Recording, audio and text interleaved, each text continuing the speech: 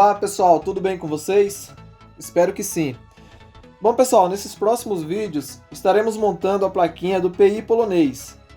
Se vocês fizeram a corrosão, saiu tudo certinho, vocês fizeram a furação, vocês podem estar montando e acompanhando junto comigo todo o processo. Eu vou estar falando sobre os componentes, sobre o circuito e vamos estar fazendo aí as medições, os análises da plaquinha, ok? Pessoal, mas antes eu quero pedir desculpa a vocês que no último vídeo do PI polonês eu acabei postando o circuito errado. O circuito que eu postei foi o circuito que eu utilizei para gerar a plaquinha PCB, o layout da plaquinha PCB. Portanto, tem algumas coisas aqui, pessoal, que estão um pouco estranho. Por exemplo, aqui na bateria eu deixei esses pontos aqui, que são os pontos de furação. E nos potenciômetros também é a mesma coisa. Vai estar aqui os pontos de furação. Então tá um pouco estranho. Esse potenciômetro aqui está separado. Aqui na bobina também, pessoal, tá os pontos de furação. Eu vou estar deixando nos próximos vídeos aí, pessoal, o circuito correto para você estar baixando. E eu vou deixar também, pessoal, junto com esse arquivo, todos os datasheets dos principais circuitos. Para você estar baixando aí, você está fazendo análise, aprendendo como funciona cada circuito, ok? Cada integrado. Bom, pessoal, aqui as correções que eu fiz foi a seguinte: aqui eu coloquei a bateria, o símbolo da bateria. Esse alto-falante aqui eu substituí, coloquei com os seus sinais aqui de mais e menos, positivo e negativo. Eu fiz a correção aqui também, pessoal, desses capacitores do CD4011. Ele está como 1 microfarad, porém eles são 1 nanofarad. São 4 capacitores. Arrumei aqui os potenciômetros. Potenciômetro, pessoal, aqui está com o mesmo símbolo que o tripote. Eu também arrumei, coloquei o símbolo do tripote diferente dos potenciômetros, para que vocês identifiquem melhor, ok? Então aqui está o potenciômetro do ajuste grosso, esse do ajuste fino, esse aqui é o tripote e esse aqui é o potenciômetro do volume de áudio. Então eu deixei tudo bem arrumadinho. Aqui, pessoal, eu deixei o símbolo da bobina, tá? Coloquei o símbolo da bobina aqui certinho. Coloquei o mais 12 volts aqui da fonte simétrica, que eu havia esquecido. Esse BD911, pessoal, eu substituí ele pelo MOSFET. Aqui eu coloquei o IRF630, que eu andei fazendo os testes e percebi que ele funciona melhor que o BD911. Então eu fiz a substituição. Esse aqui, pessoal, é o circuito correto, tá? Eu vou deixar ele na descrição do vídeo para vocês baixar. Pode ver que eu substituí aqui o símbolo da bateria, do alto-falante. Aqui está o IRF630. O tripote, eu coloquei o símbolo diferente aqui para vocês verificar de forma melhor. Corrigi aqui os capacitores do CD4011, coloquei 1 nanofarad, agora está correto. Então eu vou deixar esse circuito aqui tá correto, pessoal, tá? Só que antes de começar a montar, pessoal, eu vou falar um pouquinho sobre esse circuito em geral, para que vocês tenham uma melhor compreensão de como ele funciona. Bom, pessoal, vamos falar um pouco sobre o circuito do PI polonês, para entender um pouco melhor. Esse circuito, pessoal, ele é alimentado por uma bateria de 12 volts. Nós temos aqui a bateria. Ele vai alimentar principalmente o CD4011.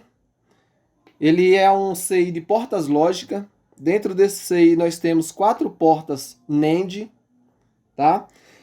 E nós vamos alimentar também os 3555. 1, 2, 3. Esses 3555, pessoal, nesse circuito do PI polonês, eles estão trabalhando no modo astável, como oscilador. O 555, como vocês sabem, ele trabalha em três modos. No modo astável, no modo biestável e no modo monoastável. Depois eu posso estar falando um pouco sobre isso. Mas é muito importante vocês entenderem como o 555 funciona, tá? Para que vocês possam entender esse circuito. Então, para vocês que estão começando, pessoal, é muito importante vocês olhar o datasheet desses componentes para que vocês entendam exatamente como funciona cada um deles. Assim vai ficar fácil para vocês entenderem o circuito, ok? Pessoal, nós temos aqui dois amplificadores operacionais e esses dois amplificadores operacionais eles precisam de uma tensão positiva e uma tensão negativa. Então ele precisa de mais 5 volts que entra aqui no pino 7 e menos 5 volts que entra aqui no pino 4. Esse aqui é um amplificador operacional integrador, é o 741, e nós temos aqui o LF357, que é um amplificador operacional inversor. Esse 357, pessoal, digamos que é o coringa, ele é praticamente o coringa desse circuito. Ele é o CI principal que temos aqui nesse circuito, porque ele vai ser o responsável de estar pegando aqui o sinal que vem do IRF 630 que retorna da bobina, para que nós possamos ouvir no alto-falante, tá? Ele vai passar aqui por esse LF 357. Ele que vai amplificar esse sinal que é muito pequeno. É um sinal que entra muito pequeno. Para você ter uma ideia o quanto o sinal é pequeno, esse LF357 ele vai ampliar. Eu não tenho certeza se ele é de 200 mil vezes ou de 400 mil vezes. Ele amplifica esse sinal, tá? Enfim, depois eu vou falar sobre ele. Então, pessoal, para alimentar esses dois CIs, os amplificadores operacionais, precisamos de uma fonte simétrica. E a fonte simétrica nesse circuito é essa parte aqui, ó. Essa parte aqui é a fonte simétrica, que gera o mais 5 volts. Ela é composta aqui pelo LM7805, esses 4 diodos, esse CI555, que vai trabalhar como oscilador, ele vai gerar aí, na sua saída no pino 3, uma frequência de 3.6 kHz, aproximadamente 3.6 kHz, que junto com esses capacitores aqui vai estar aumentando essa tensão aqui, ok? E junto com esse circuito aqui, nós temos o 79L05, que é esse CI aqui, esse circuito. Esse 79L05, pessoal, vai completar o circuito gerando o menos 5 volts, tá? E como é que esse circuito aqui funciona, pessoal? Bom, uma fonte simétrica, ela funciona da seguinte forma. Imagine, pessoal, que aqui nós temos duas baterias, tá? Nós temos aqui duas baterias. Essas baterias aqui têm 1.5 volts cada uma, certo? Veja que ela está em série. O positivo dessa no negativo dessa. Agora, pessoal, imagine que nós vamos pegar uma referência aqui entre uma e outra e nós vamos ter aqui dois pontos. Aqui nós temos o positivo dessa bateria, aqui nós temos o negativo. Esse ponto central aqui, pessoal, nós vamos aterrar ele vai ficar sendo o nosso menos, certo? E aqui nós temos esse lado mais aqui, nós temos o positivo e aqui nós temos o negativo, certo? Entre esse ponto e esse, nós temos aproximadamente mais 3 volts, certo? Só que é o seguinte, pessoal, se pegarmos um multímetro e nós colocar a ponta preta do multímetro nesse ponto como referência e a vermelha aqui, nós temos 1.5 volts positivo. Só que se nós pegar a ponta preta do multímetro, deixar ela continuar aqui, e a ponta vermelha positiva nós colocar nesse ponto aqui, pessoal, aqui nós vamos ter 1.5 negativo. Isso é uma fonte simétrica. Essa é a nossa referência, tá? Aqui entre uma bateria e outra. Daqui para aqui, com a ponta vermelha aqui, nós vamos ter menos 5 volts. E daqui para aqui nós vamos ter mais 5 volts. Isso é uma fonte simétrica, ok? Então, vamos ao circuito aqui. Aqui nesse circuito, pessoal, nós temos aqui a alimentação da fonte simétrica de 12 volts. O que vai acontecer? Nós vamos ter 12 volts aqui nesse ponto. Esse 12 volts vai passar por esse primeiro diodo aqui, o D4. E quando ela passar pelo D4, ela vai encontrar esse capacitor aqui. Esse capacitor, lembrando que ele está sendo excitado aqui pelo 555 com a frequência aqui de em torno de 3,6 kHz, que vai ajudar a aumentar a tensão. Então, quando esses 12 volts chegam aqui nesse ponto, esses 12 volts, pessoal, já vai para uns 16, 17 volts, devido a esse capacitor, tá? Essa tensão não pode retornar, porque aqui nós temos o catodo do diodo. Então, essa tensão vai passar para o próximo diodo, e após o próximo diodo vai encontrar esse capacitor aqui novamente, tá? Então, nesse ponto aqui, a tensão que era entre uns 15 e 16 volts, ela vai aumentar aqui. Ela vai para uns 20, 21 volts nesse ponto, ok? Ela novamente não pode retornar, que aqui tem o catodo do diodo, ela vai passar pelo próximo diodo. Após passar pelo próximo diodo, vai ter esse capacitor aqui novamente, de 16 volts, que vai aumentar a tensão novamente. Essa tensão nesse ponto, ela já vai chegar a 20, 21 volts. Ela não pode retornar devido ao catodo do diodo e ela vai passar novamente por esse outro diodo aqui, pessoal. Quando passar por esse último diodo, vai encontrar esse capacitor aqui, de 25 volts.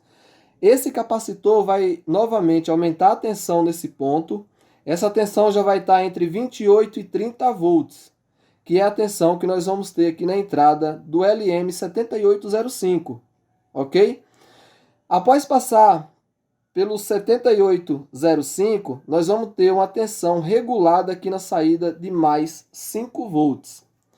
Porém, pessoal, esse mais 5 volts, ele é referenciado pelo positivo aqui da bateria de 12 volts, ok? Se você colocar a ponta vermelha do multímetro na saída do 7805 e a ponta preta nos 12 volts, mais 12 volts, vamos ter mais 5 volts. Porém, pessoal, se vocês referenciar pelo negativo da bateria, o 0 volts, aqui nós vamos ter em torno de 16, 17 volts, tá? Nós vamos ter em torno de uns 16, 17 volts aqui nessa saída. A mesma coisa, pessoal, se aplica aqui no menos 5 volts. Esse menos 5 volts é em relação ao positivo aqui da bateria, tá? Se você colocar a ponta vermelha aqui na saída do 7905 e a ponta preta aqui no mais do 12 volts, você vai ter menos 5 volts. Porém, se vocês colocar a ponta vermelha aqui e a preta no menos da bateria, aqui, pessoal, vai aparecer uma tensão de mais 7 volts, ok? Por isso, isso aqui é uma fonte simétrica, ok? Bom, pessoal, nós falamos da fonte simétrica, que é essa parte aqui do circuito, ok? Que compõe aí o 7805, 555 e capacitores e resistores, e os 4 diodos. Mais esse CI aqui, que é o 79L05, ok? Isso compõe a fonte simétrica. Agora, pessoal, vamos falar do gerador de clock, o gerador de pulsos, que é esse 555 aqui, ok? Vamos falar um pouco sobre ele. Bom, pessoal, para falar do 555, é muito importante que para vocês que estão começando agora, pessoal, vocês estudar um pouco sobre o 555 e como ele funciona, ok? Seria muito interessante aí vocês estudar bem a fundo o 555, porque aí vai ficar bem fácil para vocês entenderem como o PI polonês funciona, certo? Eu vou falar algumas coisas aqui sobre o 555, pessoal, e depois vocês baixam aí o datasheet do 555. Aliás, eu vou deixar na descrição do vídeo, vocês podem estar baixando lá, e vocês estudar um pouco sobre ele. Bom, pessoal, o 555, igual eu falei, ele trabalha em 3 modos, basicamente. Ele trabalha no modo astável, que ele é um oscilador. Ele trabalha no modo monoestável, que é um temporizador. E ele trabalha no modo biestável, que ele é uma chave liga e desliga. Então, pessoal, o 555, vocês vão encontrar ele aí escrito no encapsulamento, no seu silk aí em cima dele, essas letrinhas LM, NE, UA, MC, CA, KA, entre outros, certo? Aí você vai pensar, mas é diferente, eu posso usar qualquer um desses. Pessoal, todo 55 é igual, 555. Eles são todos iguais. Ele vai mudar a forma interna dele, que cada fabricante fabrica, mas o resultado final é o mesmo. Os seus pinos aqui vai ser a mesma coisa, certo? Vai ser a mesma pinagem. E como vocês podem ver, o LM 555, por exemplo, ele é feito pelo fabricante, o NE outro fabricante. Eles mudam internamente a posição dos componentes, algum detalhe. Em alguns, eles colocam aqui uns diodos que não tem no circuito de outros. Mas o funcionamento vai ser tudo igual, pessoal. Então é muito bom vocês se atentar a isso, estudar bastante sobre o 555, para vocês entenderem exatamente como eles funcionam. E além do 555, pessoal, por exemplo, nós temos aqui dois amplificadores operacionais dentro dele. Eles estão trabalhando aqui no 55 como comparadores, né? Eles vão comparar tensões. E temos também o flip-flop, tá? Para quem está estudando aí portas lógicas, talvez já saiba um pouco sobre o flip-flop, mas se você está começando agora, vocês têm que estudar bastante sobre flip-flop e amplificadores operacionais, tá? Para que vocês entendam exatamente como funciona, certo? Então vamos aqui para o circuito. Bom, esse circuito aqui, pessoal, ele vai gerar os clock que vai chavear o nosso o nosso MOSFET, que ele vai excitar a bobina aqui, fazendo a bobina gerar um campo magnético, que é esse campo magnético que vai fazer com que possa detectar os metais não ferrosos e ferrosos. Então ele vai funcionar da seguinte forma, pessoal. Esse 555 aqui no projeto diz para você usar ele com 100 Hz, tá? 100 Hz é a frequência de projeto. Ele é ajustado por esse trimpote aqui de 100K, tá? Porém, pessoal, no meu circuito eu não vou utilizar 100 Hz. Igual tem alguns aí na internet que usa 100 Hz. No meu circuito, no meu detector, eu vou utilizar 400 Hz, ok? Então eu vou falar, devido a gente vai montando e fazendo os testes do PI polonês, eu vou falando sobre isso. Então eu vou utilizar aqui 400 Hz. O que acontece, pessoal? No pino 3 do 555, ele vai sair esse sinal para excitar o MOSFET, que nesse caso aqui é o IRF 630. Só, pessoal, que aqui sai um sinal negativo no pino 3 do 555. E o IRF 630 precisa de um sinal positivo para estar chaveando. Então, esse sinal vai sair e vai passar pelo BC327. Esse BC327, o que ele vai fazer? Vai entrar um sinal negativo nele e vai sair um sinal positivo. Assim, esse sinal vem para a base do IRF 630 e ele vai ser chaveado, tá? Então, no nosso caso aqui, vai estar sendo chaveado com a frequência de 400 Hz, tá? Então, esse MOSFET, o IRF 630, ele vai sair o sinal e vai para a nossa bobina, tá? A nossa bobina, ela vai ser excitada com essa frequência e vai funcionar da seguinte forma. Nós temos aqui a bobina, certo? E vai entrar esse sinal com a frequência de 400 Hz e vai gerar um campo magnético aqui, nessa bobina. Esse campo magnético, quando você aproximar um metal ou algo ferroso, vai causar uma perturbação nesse campo magnético, que é essa perturbação que vai gerar o nosso sinal, que vai ser transformado em áudio e nós vamos ouvir, ok? Então o que acontece? Nós vamos ter os pulsos aqui nessa bobina dessa forma. Nós vamos ter os pulsos aqui dessa forma, tá? Esse pulso ele vai funcionar o seguinte: esse IRF 630, ele vai ligar, né? Aí vai ter um período aqui de alguns milissegundos e ele vai desligar. Ele vai fazer isso 400 vezes por segundo. Quando o IRF 630 desliga, pessoal, ele vai gerar um pico. Ele vai gerar um pico, um sinal de pico aqui, muito alto. Esse sinal de pico, quando a bobina é desligada, pode chegar entre 300 e 500 volts, tá? Então, esse sinal de pico que vai ser gerado pela bobina, ele vai retornar. Ele vai retornar para o circuito.